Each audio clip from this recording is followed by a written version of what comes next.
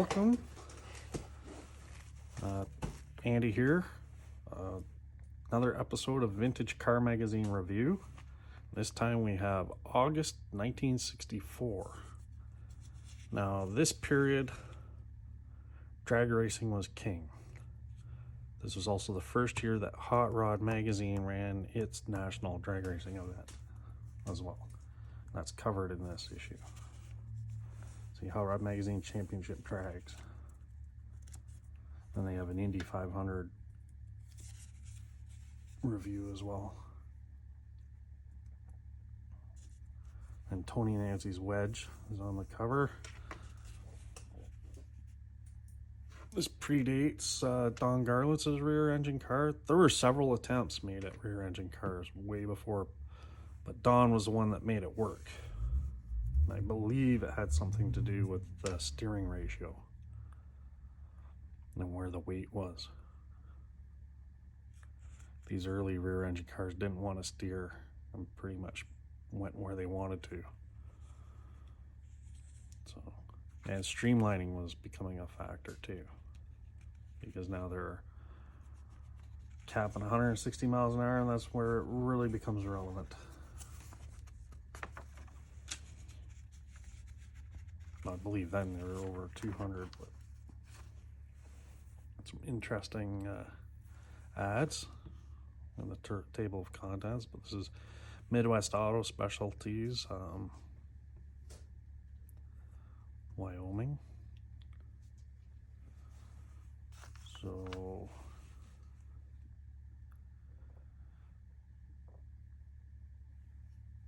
yeah, just the cool stuff like the aluminum valve covers, which you know I like. You know, just the dress up goodies. And then the 4-barrel carbs were in full swing now. Then we got the air. I'd like to find a set of these air cleaners for my dual quad setup for the 283. No, Night Prowlers had them, but they disappeared apparently, so I'm gonna find someone else that has them. If anyone knows, leave me a comment. But yeah, this style here, these ones, so that'll fit.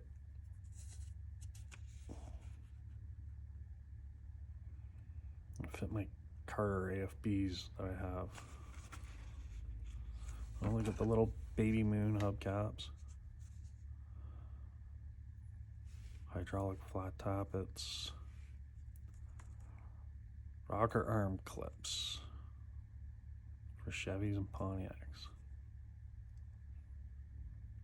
So when you started using more lift, they had issues with them knocking push rods out, stuff.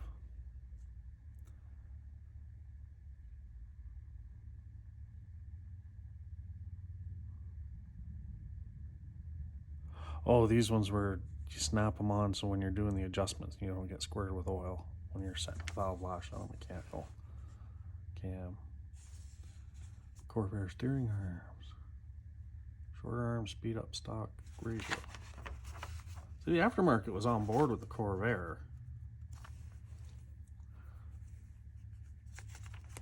Some turkey that didn't know what he was talking about was ragging on it. Unsafe at any speed. Fact is, the Corvair was too competitive with the Camaro. That's why Chevy killed it itself. It's easier for them to sell a front engine V8 standard 2-door coupe.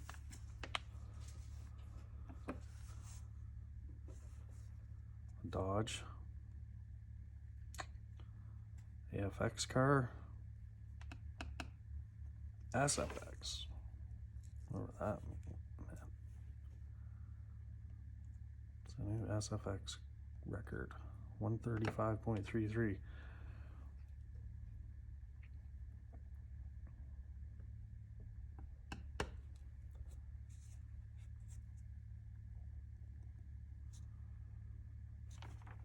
Interesting stuff. The aftermarket was taken off in full swing. Here's a kit, exhaust kit for your Mustang. Make a tiger of your Mustang with Douglas exhaust equipment. The Mustang was brand new. It was the first year for the Mustang. Mustangs had only been out for a few months to the public. Oh, know, full-length headers, and a custom exhaust.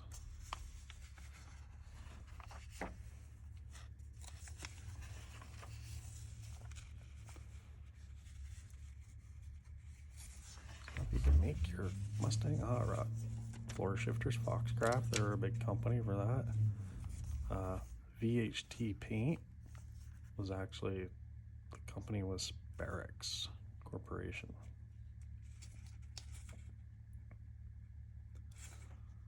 Cool.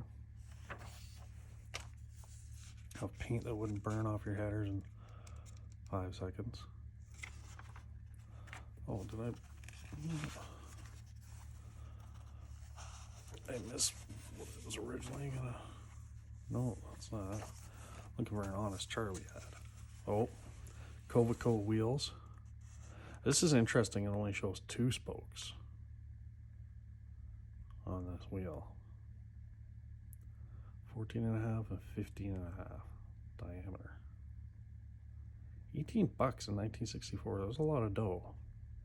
I bought my first Grant wheel in the 80s and it was like $39 in the 80s. So it hadn't really gone up that much.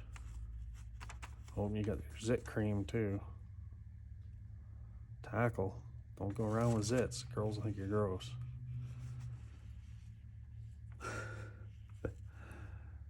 Then we have, oh, Firestone wins again. All these Indy winners. Here's coverage of the National Championship.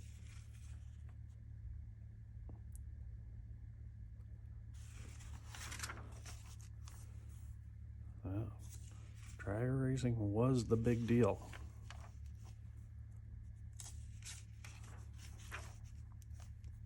There's Mr. Garlett's.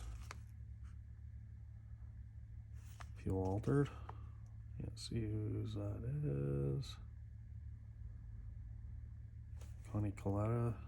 Below right, Cliff Bell drove Jack Shearer's AAA. So double A altered. To a class win, trophied with a 1050 ET. Man, that doesn't sound very fast now, but look what he's driving. It's a tube frame. You sit on top of it. You're sitting on top of an engine, transmission, and rear end. Bolted to a chunk of tubing on either side, and looks like your kid's swing set in the back for a roll bar. Like his knees are up above the edge of the bodywork. Man, a little small. This one left. Denny Anguillas received Mustang and picked up $1,500 in cash for Top Gas Eliminator. 877 ET. 877 in that. Small block Chevy, I might add. That's what was king, either a Hemi or a small block Chevy. Look at these paintings. That's killer.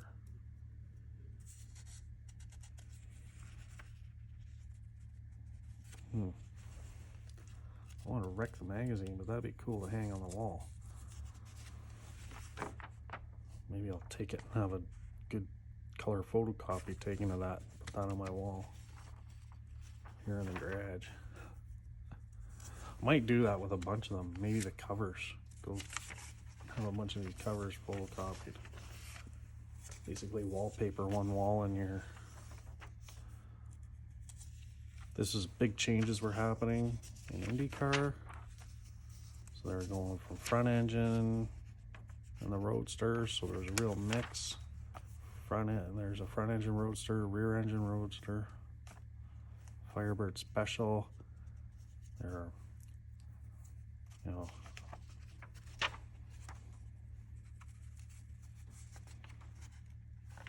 Offies were still basically the universal engine. And Fords had their, like the Lotus ones, like Jim Clark was on this race. Ford powered.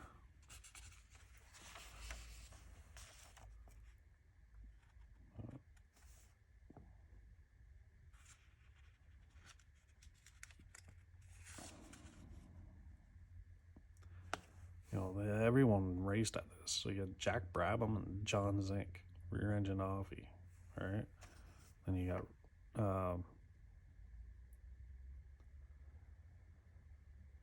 Andy Granatelli and Joe Granatelli had, their car was Novi powered, a V8 with 16 plugs, dual plug heads. You know, and the Ford V8s, they were twin overhead cam. They were they're the pinnacle of the technology at that time. So here's another front engine car with an offie.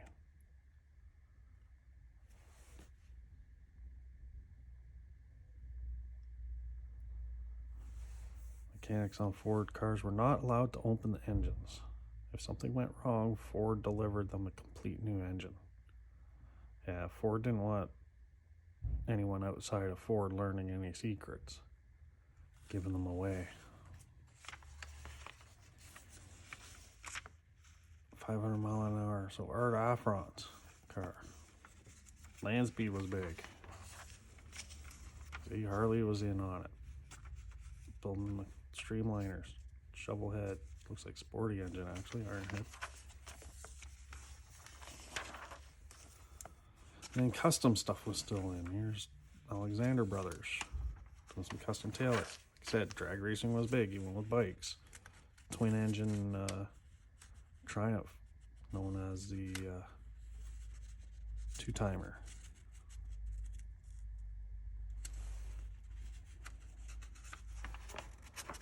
Then I think this thing is really cool. It's called the Gigolo. It uses one of those Pontiac Tempest half a V8 four bangers. This thing went 133.13 at and did a 10.48 in the quarter.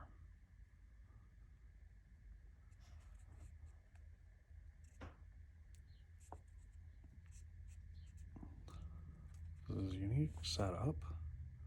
Car won Best Engineered Award in Regional Championship Drag Meet. Holds strip records at Bakersfield, San Fernando, and other tracks. Standard 1320 record is held with best of a 133.13. That's blazing quick, even if you built something like this today.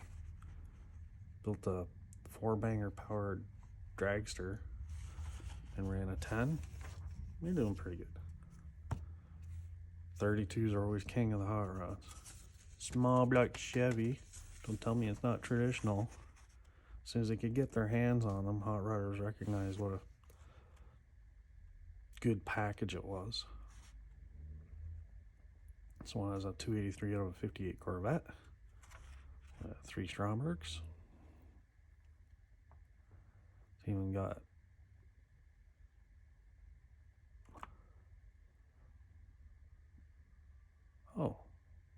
it's using a 39 Olds rear end. Different.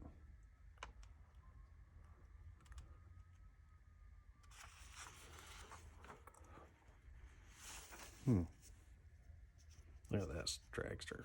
Man, that thing. Wreath Automotive. That's a name.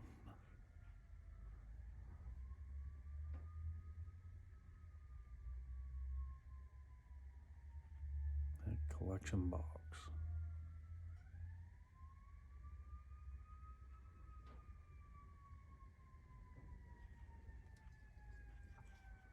A collector. Known for beating some of the big guys. Very simple machine. Just looks wild. Look at it. Look at the stance on that. Oof. These things are mean. This deuces back to back comparison. Just got the race car and the street roadster.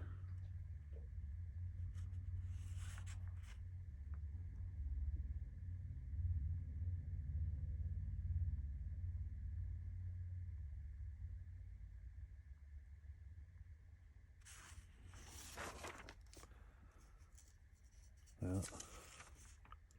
A cool little roadster. Says he built it. It's on the East Coast in Concord, Massachusetts.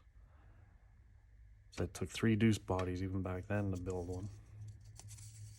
Well, thanks to East Coast rust.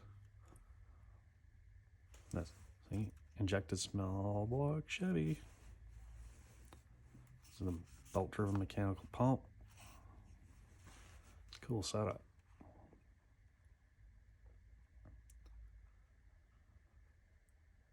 Get the T done. I want to build a gnarly engine. I think with mechanical injection. Early small block. Possibly to put in the T. I think maybe with some better tuning via barrel valve, you could actually run it on the street. Guys have. Just gotta figure it out.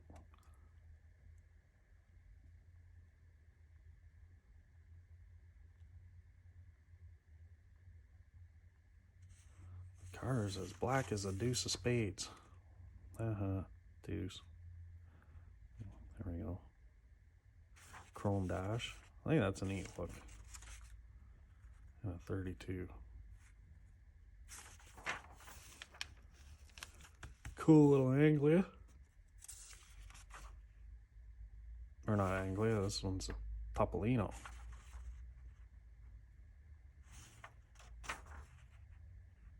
Man, that thing's a tight squeeze. See that box under that tin box? That's for the driver's feet, because the engine's set so far back, you're basically sitting straight up. See how your feet go there, and there's a steering box. The firewall comes back, there's the steering wheel. So you're sitting there, and your feet are down in there behind under the steering box. You're between the back wheels. The axle's behind you, but that looks like the support for the drive shaft tube. Oof.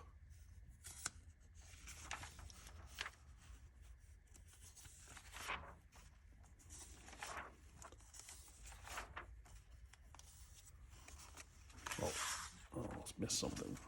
This here is kind of cool. I always have been fond of home-built sports cars. The guys ran in competition back then. This uses a Lycoming flat 4 aircraft engine, 320 cubic inches, so it's a big 4. Because it's airplane, it's got the dry sump and all that. I think they ran it through a Chrysler gearbox.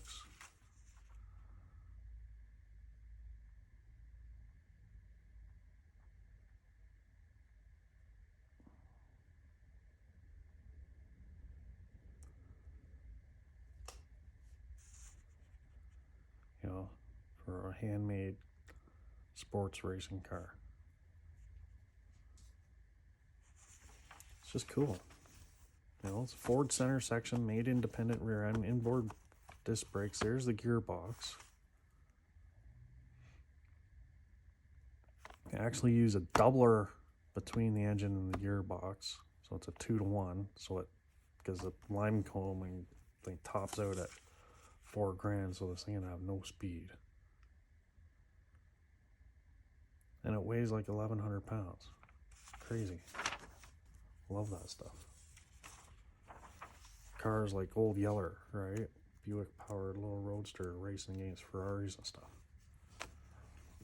Oh my goodness, look at that thing.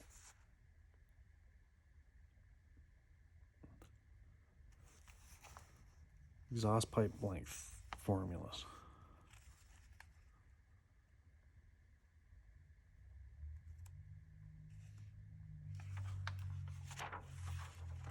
Plumbing for horsepower. It's interesting. Very interesting.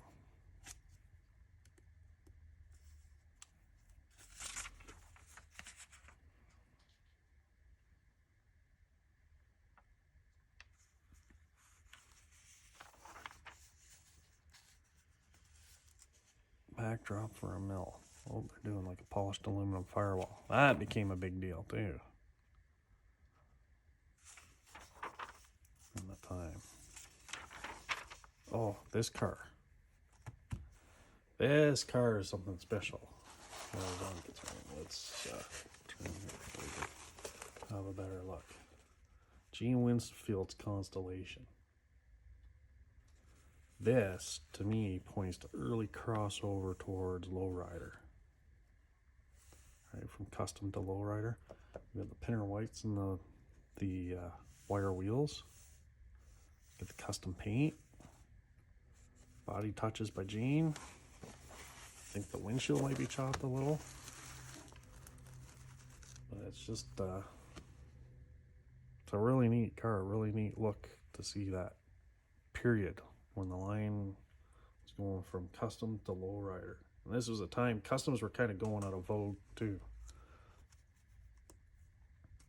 They were getting less body mods and more wild paint. And this is right around the same time that Larry Watson did the first lace paint job as well on a Pontiac. So it's really interesting in that era. And then we have the wedge. Plymouth. Those things kind of weird. Tony Nancy was always a innovator in drag racing. He was also very busy with his own business, so he couldn't pursue it the way a lot of people did. He didn't just give up his business and go straight racing. That was kind of a time period for that. So he had like, you know, Tom McEwen, Don Prudhomme, guys like that. That's when they started going full time, really becoming full-time racers. This is really the dawn of the professional, full jam professional drag racer. Guys like Don Garlitz, Don Prudhomme. And these guys didn't have a job, and this was kind of their hobby. Their job became being a drag racer. So he uses a Plymouth wedge motor, 486 cubes with a 671 blower. Like now, I wouldn't put a 671 on a friggin' small block Chevy if I had it built. Be minimum of an 871, but you know, they're driving, they're spinning them.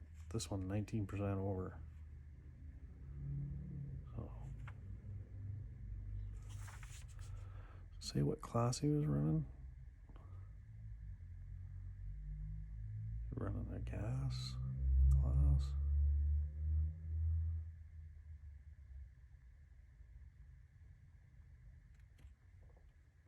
Of course, it's got badass seat cover. Tony Nancy did it. He's a prolific interior guy. He was the interior guy. But Watson was to paint, Nancy was to upholstery.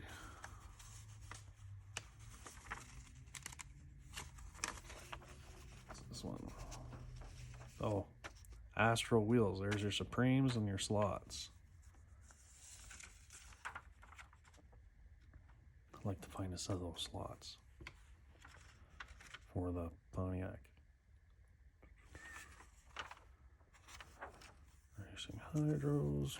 Where is looking for? Oh, look at this. Competition sidecars are rare in this country. This one's rare yet because it's hooked to a 15-inch Greaves 2-stroke. No extra gas tank. Wild. I used to race vintage sidecars and modern ones. Oh yeah, the HotRod Mert.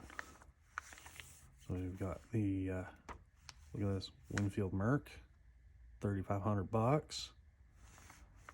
Cool T, $900.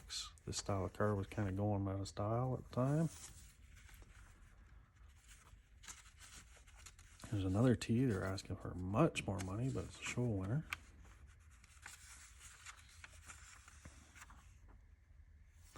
Oh, this is neat.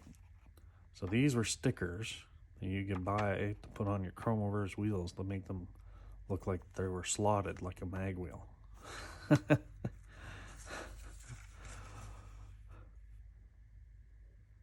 withstand all types of weather. Your car will look better. Any type of chrome wheel to the mag type for only $1.25 per wheel.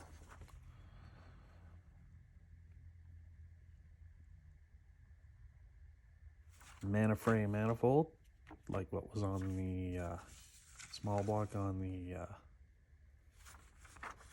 graffiti coupe. The most potent Chevy induction available.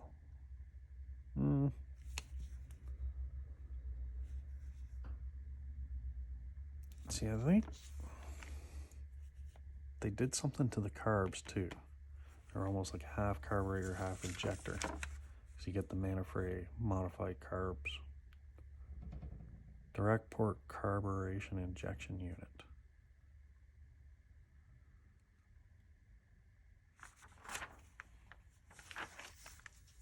Interesting. Oh, this car's cool. Where is it?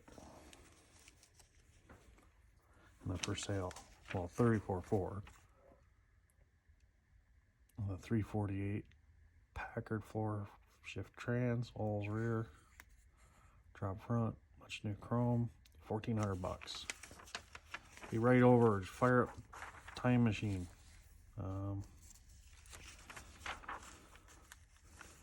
Yeah, I missed something. I marked it.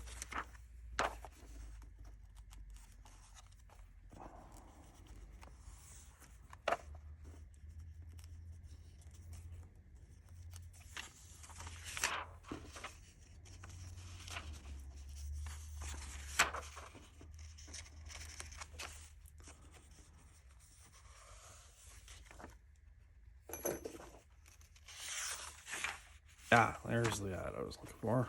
Honest Charlie. And there's basically the intake. Like mine's a Nettelbrock. I think Honest Charlie carried Offenhausers, but with the 2 AFB carbs, that's going on the 283 in the T-bucket. It's actually right here. I'm looking at it.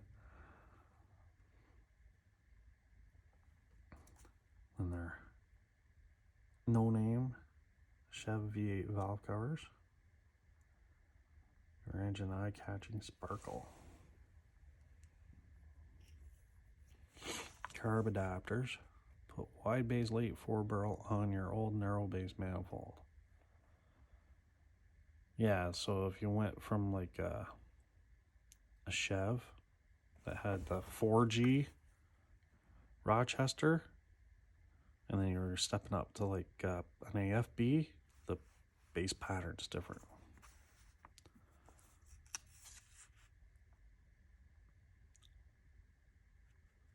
Yeah, 409 on any smaller base. Small base carb on large base manifold, so you could go either way. Chevy manifold base to big 409 carburetor complete. Yeah.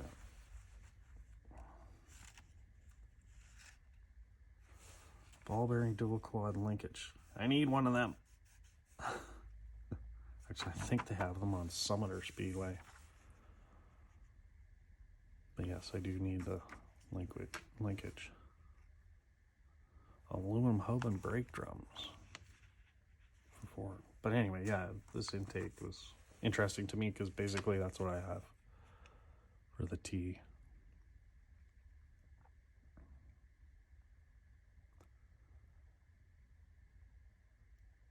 Really cool.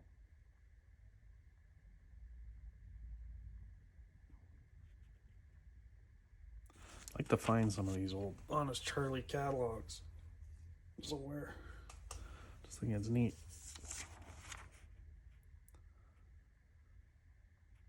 Seems really cool. Sperex VHT enamel. See, there it is again. I wonder if they still have the Sperex name on the can, if that's still the company that makes VHT. Interesting. I'll have to look. I'll be buying some soon.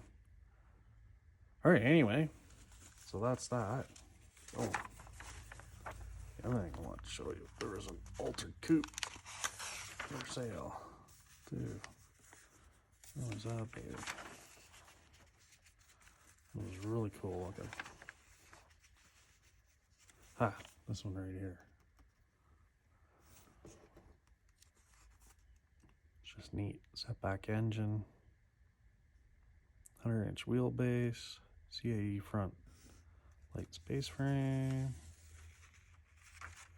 CAE front end, narrowed rear, 9-inch rims, 25% setback, much aluminum paneling, American mags, minus engine, $750. Cassette. Fire up the time machine. Let's go.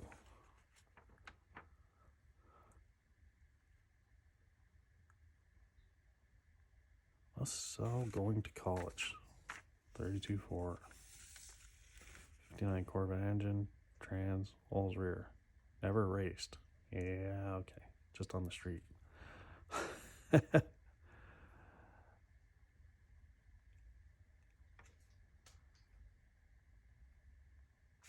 So here's a cool 34 Ford Corvette motor. Hearst overdrive. Professionally prepared classic street machine. Perfect unaltered body. Custom interior. Buckets. So if you watch Iron Trap Garage, he has a 34 sedan.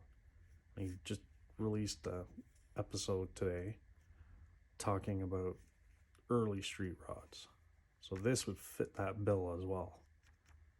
And this is almost identical to his car, just it's a coupe and not a sedan. Or very similar. It's very cool to see. And that's the period, because this is, August 1964. I think a lot of the guys that were building hot rods in the late 50s ended up with families in the early 60s and built more family-friendly cars instead of some gnarly roadster with the,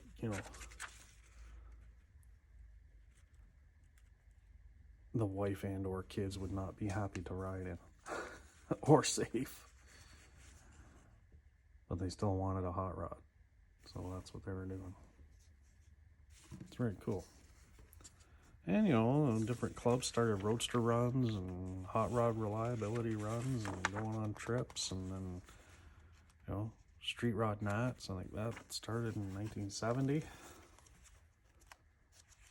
Yeah. Very cool stuff. Anyway, that's it. August 1964. Lots of changes happening. Drag racing, Indy, hot rods. The world was in transition. Anyway, thanks for watching. Please subscribe and all that jazz. And we'll see you later.